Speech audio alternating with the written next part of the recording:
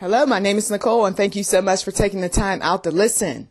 Today, I am going to sound like one of those messages from way back when, all over again, because we have some people in the network having some relationship problems. And if you're not in a relationship, you can click off this message and find something more suitable. A long while back, before my grandmother passed away, she said that there were a number of young women that were talking to her about relationship issues. Some of them were dating, some of them were married, and the first thing that came out her mouth when I said, "Wow, Grandma," I said, "I wonder what's going on." She said, "I wonder what's wrong with these men." Okay? Now, for some of you all, right away, you would be offended because, well, it takes two, right, for a relationship to work. And why are we going to be so quick to blame a man when we got plenty of women who mess up? Of course, why would we do that? But sometimes there are seasons where the genders just don't get along. And it can be one gender doing a little bit more dirt than the other gender. Or it could be both of them at the same time. But this particular message, we're going to talk about that knight in shining armor, or that Ken doll that some women expected their husbands or boyfriends to be. And we're going to talk about Barbie, since we got so many women nowadays, especially younger ones, looking like my Barbie dolls that I played with back in the day. We're going to talk about Barbie, aka Damsel in Distress. Because even though Barbie comes across as being quite independent and she can be all things to everyone, remember when Barbie, every time you turned around, there was a new type of Barbie coming out. Barbie was pregnant. Barbie was a flight attendant. Barbie was a pilot. Barbie was everything. You remember those days? And it seemed like they just kept bringing out Barbie after Barbie, and she had all these different titles. Okay. And then they brought out Ken, and Ken always had this soft look about him. Okay. He always looked like a model. He looked like the perfect guy. Okay. Ken, he's riding on a horse. Ken, he's always in the passenger seat of Barbie's Corvette. I remember those commercials. Some of you all remember them too. There was country western Barbie, and then, well, you know she got to have a Ken that compliments her. Okay? I mean, every time you turned around, there was something going on with Barbie, and Ken was her sidekick. But let's talk about the programming. Going back now, yes, we're going back to childhood. I know some of you are like, "Oh, I wish you would stop bringing up childhood." No, because some folks aren't healed from some things, and they are going to hear certain messages and they're going to connect the dots. So I'm not going to be a disservice to those who are still working on some childhood things, okay, rather than run from them like some folks.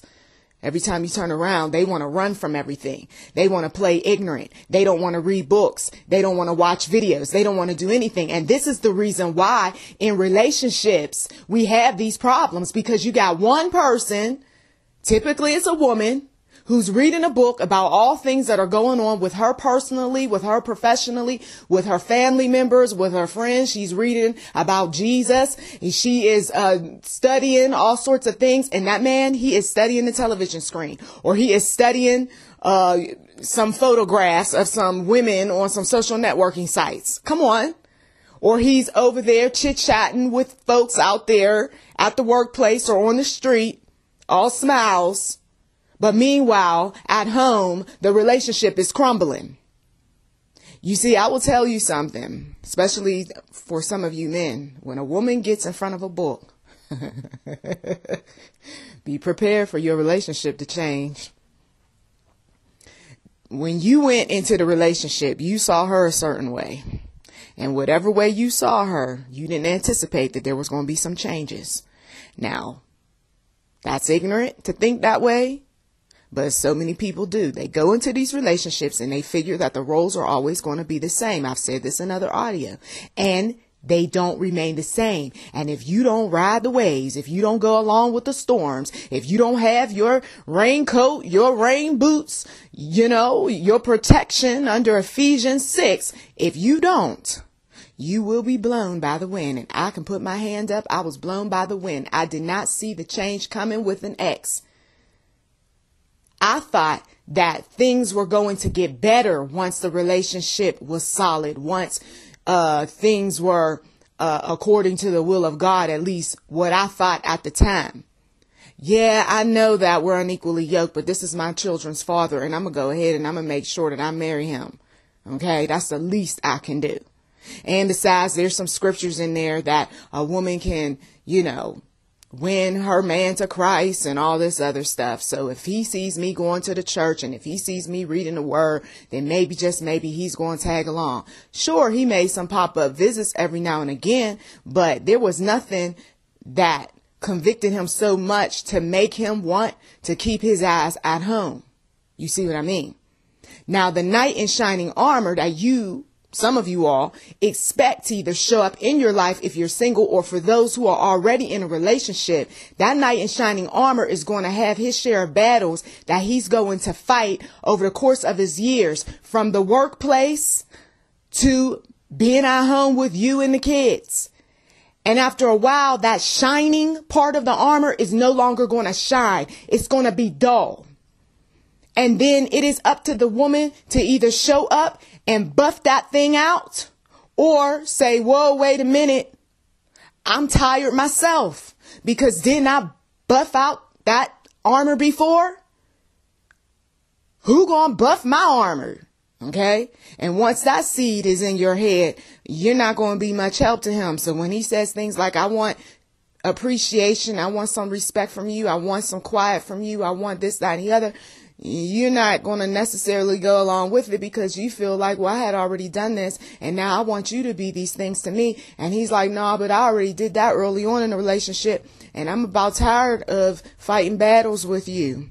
So let me sit down and be quiet for a while and stay away from this, that, and the other. And you don't bring me into it. And then when he sits down, then that's when she wants to stand up and she wants to take control over everything. She's going to make the phone calls. She's going to be the one that connects with his people in addition to her own people. She's going to be the one that's teaching the children and shuttling the children. She's going to be the one that's going to go in the kitchen and she's going to cook and she's going to clean. But then when she gets tired, she's going to start telling him, this is what you need to do too. I need somebody that's going to help me. And he's thinking, well, I've been helping. I've been paying the bills. I've been going to work every day. I mean, the least thing that I can have is what? A place to prop my feet up and sit back. But some folks, I will tell you, in relationships, they've been propping their feet up and sitting back in chairs for far too long. And I don't know about you, but if you recall those days back when you were a child, and if you sat around too long when you knew grown folks was cleaning and cooking and working, you were supposed to participate. I don't understand why once people get grown that they think that folks are okay with them sitting on their behinds all the time. If they wasn't all right with it early on and you knew this, then what made you think that they were going to be okay later on with it? Knight in shining armors work. Knight in shining armors don't give up. Now, that damsel in distress, Miss Barbie, she might be pretty or she might have let herself go. Okay? And one thing men get tired of is distressed women, always bringing some kind of story about their family, about their friends, about the co-workers, about this, about that. I was told about this repeatedly in the past. And sometimes the man, he doesn't want to hurt your feelings and he doesn't want to get into an argument. He just looks dead, or he looks away, or he looks down, or he's looking at the television, or he's looking at whatever's in his hand, like a cell phone or a newspaper. And he may mouth, or oh, or huh. But most men, if you do any research, most men do not like to listen to workplace gossip, family gossip. They really don't. If anything, they want to hear something positive, something that is beneficial to them. I know, a bit selfish. But there are some men that are like this. Now, I'm not going to say all, because I could feel it right now. Someone saying, well, I like listening to my wife's stories. Yeah, but when you were working, because some folks aren't working anymore, they're retired. But when you were working, you didn't want to hear all of that. If you had a stressful job, you didn't want to hear all that. Okay? When you're unemployed, or you're doing your own thing, or, you got your little hobbies or whatever, it doesn't bother you so much. But some men, they are tired of helping damsels in distress. Matter of fact, they learned that damsels in distress are drama. They learned that damsels in distress can be quite negative at times. They learned that they like to argue. And even though the damsel in distress will say, no, I don't like to argue. Well, a man looks at it as such when every time he turns around, she's got some kind of issue, and she's emotional about it, and she's raising her voice. And even though his voice is relatively calm, she's still raising her voice about whatever. So no, he's not going to be in that frame of mind of wanting to save you once again. Especially if he's already saved you 30, 40, 50 plus times over a 10, 15, 20 some year period. I'm not running out there. I'm getting too old. I'm not going up to so-and-so and confronting them on this, that, and the other. You know what? You're a piece of work, man. You're driving me to drink. That's what you're doing. That's why I go out and I hang out with the guys. And hey, if I come back tomorrow, I come back tomorrow. But I can't take you right now. I know a young woman who's childless, who's been going through some things with a partner. And the partner has his share of addiction. And you know what? The relationship dynamic has changed. If at any point she looked at him as a knight in shining armor or a Ken doll, well, those days are over. She don't have too much positive to say about him. She feels like she's got to do everything to maintain stability in the relationship. And she is one right now that no, she can't up and leave. And I hear that quite a bit, folks saying, I got this toxic relationship, but I can't up and leave. So when you decide, or you have made it plain that you can't up and leave, you cannot expect a partner to, and I'm going to spiritualize some things now. You cannot expect a partner who may be a little bit more difficult than you are to adhere to scriptures when he or she is not even thinking about the Lord like you are. You cannot expect a partner to receive the word of God in the way that you receive the word of God. You become a damsel in distress for God when you place your burdens upon him.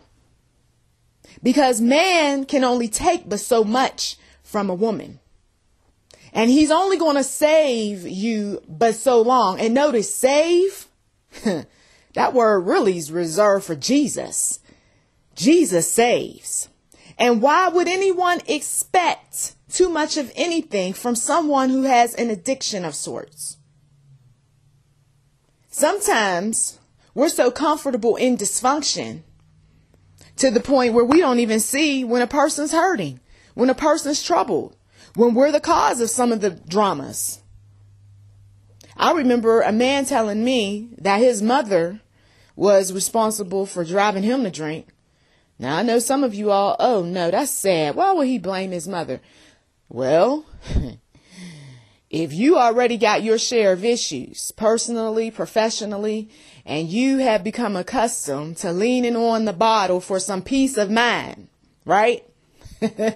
And then you go around some controlling, difficult, argumentative type of mama, and you're used to drinking now.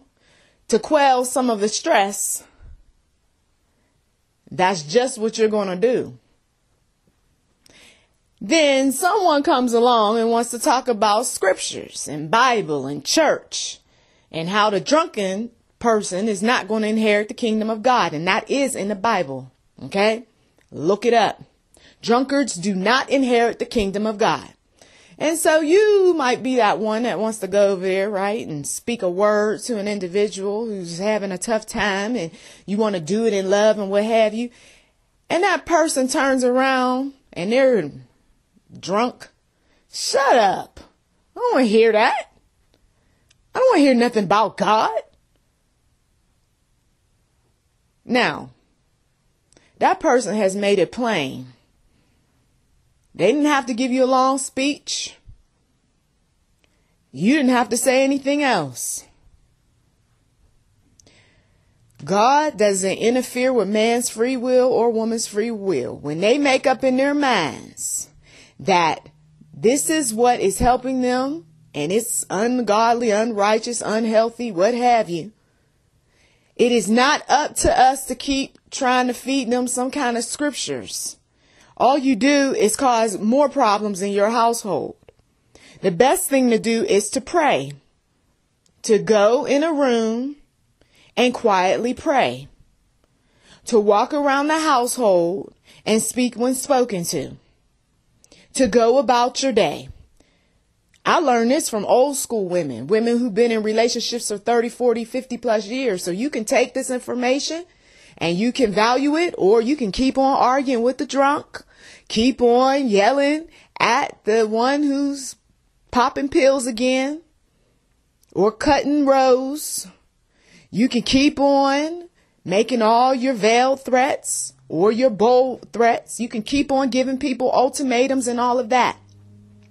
But the relationship, the dynamic of it changes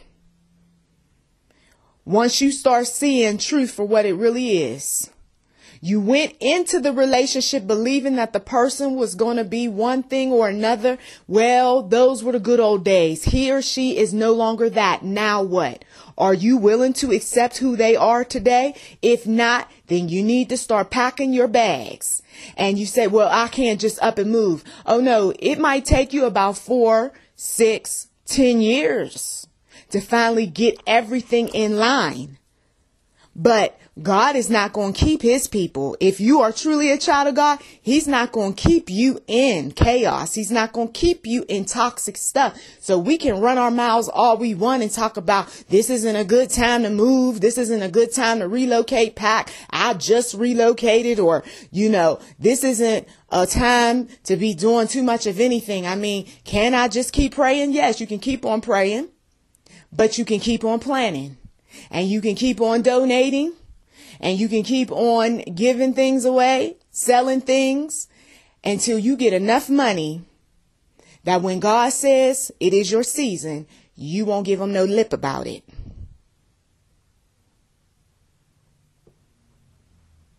I know that some folks aren't in any type of position to move, but they are in positions to prepare.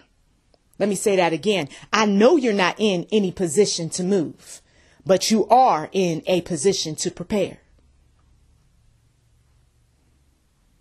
Some folks acquired all of these things in the hopes that Ken was going to be happy, that Barbie was going to be sweeter and better and nice. And instead, the more you accumulated, the worse things got. The more bills, the more dramas, the more headaches. Going back to the young woman who doesn't have much, still coping with the partner who has an addiction. She went from being a partner to a caretaker. Although you're in a marriage, the marriage is not going to work in the way that Hollywood depicts it, in the way that you once imagined it, in the way that someone that you know has a quality relationship. It's not going to do that. When you got the demonic at work, when you got folks that's got addictions and dramas and, I can't let go of my family and my family's controlling me and I love them though and I know how they are. When you got all that stuff going on, your title changes. Sure, on paper, you're husband or wife or boyfriend or girlfriend or what have you. But, Lord Jesus. But when you got all these things going on in a relationship, you might as well start redefining who you are to that person. If you constantly picking up somebody off the floor that has an addiction, you're a caretaker. Don't expect him to get in the bed and be intimate with you like he did back in the day. A lot of times folks got some problems going on down there anyway. So that frustrates people when things don't take place without me getting too specific. So you're caretaker. But I want to be a wife. You can want all you want. You are what you are. As long as you agree to that sort of relationship, that's what you are. Sure, you have a title that says wife, but your roles are a lot different when you're dealing with folks with addictions. How about somebody with a mental illness that comes and goes, right? And you are partnered up with that person. Once again, your role has changed. You're more like a nurse. Some of you all even say it. I feel like I'm more like a nurse in this relationship. I don't even feel like he is my husband. Well, so true. And that's why you need God all the more. I wasn't expecting this, Lord. Well, Lord says expect it. You want to stay with him, don't you? You want to be there? Yes, I do. It feels good, doesn't it? It sounds nice. And then he turns around and he throws up in the middle of the floor. Turns around and curses you out because he don't like the way you did something or said something. Ooh, you still all in love, huh? You still got those little butterfly feelings now? Honeymoon period is over. Where's Ken, huh? Where's Barbie? Let's reflect. Sitting down on the floor, you're making Barbie talk. You're making Ken talk. You're in control of that relationship. If Ken wants to marry Barbie, you make Ken marry Barbie. If Barbie wants to marry Ken, you set up the little ceremony and everything. You got your little stuffed animals all around. Notice you're in control, right? You're in control of that relationship. Barbie in one hand, Ken in the other. But then you start adding some things to that relationship based on your personal experiences. And now Barbie and Ken's little romance is starting to fall apart. You've been influenced by soap operas. You've been influenced by society who says women should work, women should this, women should that. You've been influenced by what you saw between your own parents. Now Barbie and Ken's relationship doesn't look so right. Mama stayed, so I'm going to stay. Daddy stayed, so I'm going to stay. Barbie and Ken is arguing. You use Barbie to slap Ken. And then you use Ken to slap Barbie. In the real world, somebody's going to take a ride in the police car. Okay? What I just described is someone's relationship. A relationship that they think they can control like they controlled those dolls that they played with many, many, many years ago. But if you stop trying to play house, because some folks aren't even married, if you stop trying to play house like you played with the dolls back in the day, and you allow God to be in control, things are going to change, and they are not necessarily going to change in the way that you would like. But when you get God involved, it is in what is your best interest. Just like the judge says, well, I'm looking at what's in the best interest of the children. God says, well, I'm looking at what is in the best interest of my child. A child of light, a child of God, is going to go all the way with the Lord. Even if that means I've got to leave some stuff behind. Even if that means I've got to disconnect from this one that I know years ago I was unequally yoked with. Or for others, I know right now I got to stay. And I might as well just accept the fact that I am not a wife or a husband to this person anymore. I'm more like a friend or a caretaker or a roommate.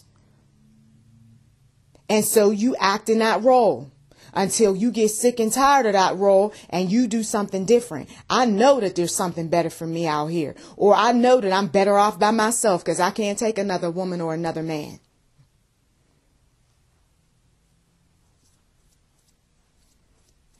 We've got to stop looking at these relationships like Hollywood, like what once was. We got to stop looking at these relationships like we did the dolls back in the day that we played with. Some of you all, you play too many games. You play too many games. You act as if people don't know what's going on. You act as if a partner doesn't know that you are emotionally cheating with someone else. You act as if a partner is not physically being abusive to you as well as others. You act as if a partner's going to always be there when he or she clearly lets you know that that's not the case. You act as if a partner is going to always do what you say because you are the wiser one and you're the smarter one, right? When you get God involved, all that what you thought gets turned upside down. So you might as well get ready for it. Some folks are going to be crying many tears. Others are going to be rejoicing. So know that God is with you every step of the way. Do not be that one that feels like you've got to be in control of everything. Rather be that one that will stand down. Be that one that lives her life or his life most of the time apart from that one who you're having much trouble with. You cannot make people be good. They either have to make up in their minds that they want the relationship or they don't. And they have to make up in their minds to do what's right. And they know that what's right is to be faithful, is to be committed. But if they can't be committed or faithful to the one true God, what makes you think that they're going to be faithful and committed to you? Emotionally, physically. When they already have proven over and over again that family, extended relatives are more important, that their jobs are more important, that alcohol, drugs are more important. What makes you think? All you can do is pray. Yes, you can have faith. You can have mustard seed faith. But once again, God doesn't interfere with a man's free will or a woman's free will. So if the evidence is not there, that this individual is willing to go all the way with you, you've got to start making the necessary arrangements to build your life up independent from that individual. If it takes you 2 months or if it takes you 2 years, you do it. And that is what's going to start putting that smile on your face again. And that's what's going to make you start looking more appealing. That's what's going to make you start wanting to get out and do more things. Because you recognize, you use it as a motivation. You recognize that that person is just not into you. That person just does not love you like they love food or like they love drugs or love sex or love whatever else. And so because you know this, that's when you got to step out and do what you need to do. The older women that I've come across who have stayed in relationships for many years, they stayed there, but they stayed there miserable. And that's why if you look at some of these people's pictures where they're 20, 30, 40 some years, they got this look in their eye. They might be smiling or they might not be, but they got this look in their eye like, I took a lot from this man. I took a lot from this woman. You just don't know. You see, but they made up in their minds that they were going to be there for each other come hell or high water.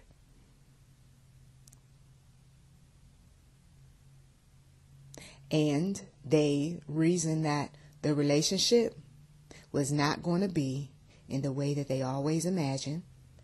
They accepted the fact that there is no Hollywood romance between us.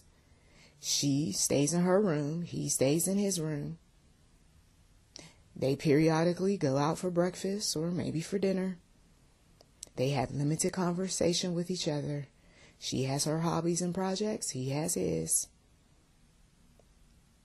Some have made up in their minds not to be affectionate with one another because of past things that took place. There's still some unforgiveness going on, but that is what is comfortable for the both of them, and so that's what they do. So when we're saying happy anniversary to some folks, you better know that there were some things going on behind the scenes, and it's not so happy. And once the candles are blown and everybody goes home, she go back in her room, he go back in his.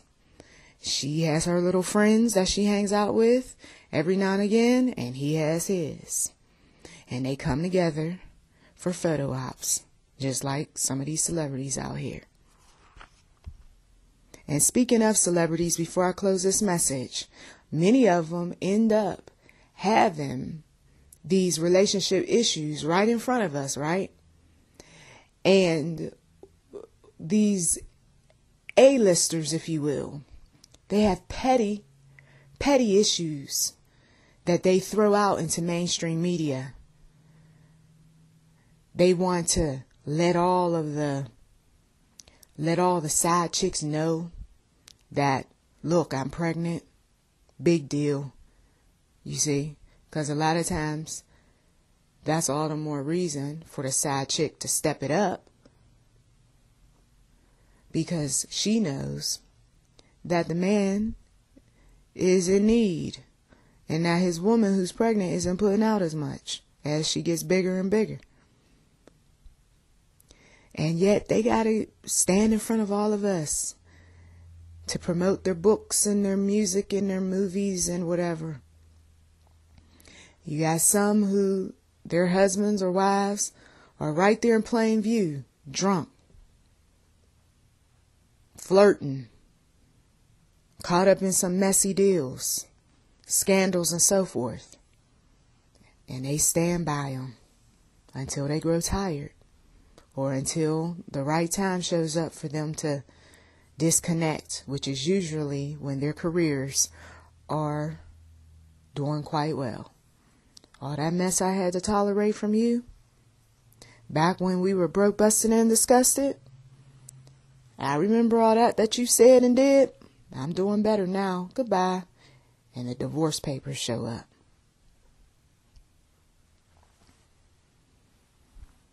Some of you all,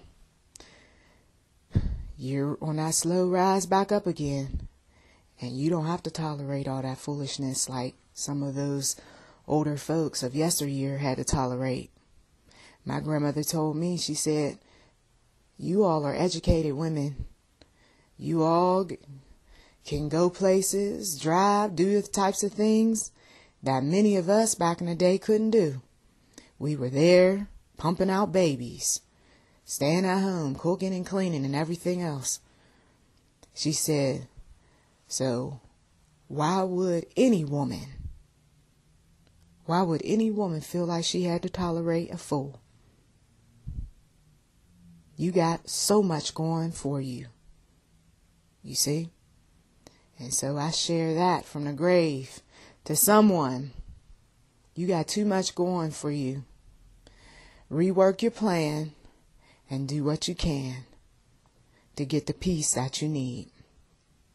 Well, that is it. I thank you so much for taking the time out to listen. Blessings to you. Please do check the description box for anything that is of interest. You've been listening to YouTube NM Enterprise 7. Subscribe today. Also, we do welcome donations. Blessings to you.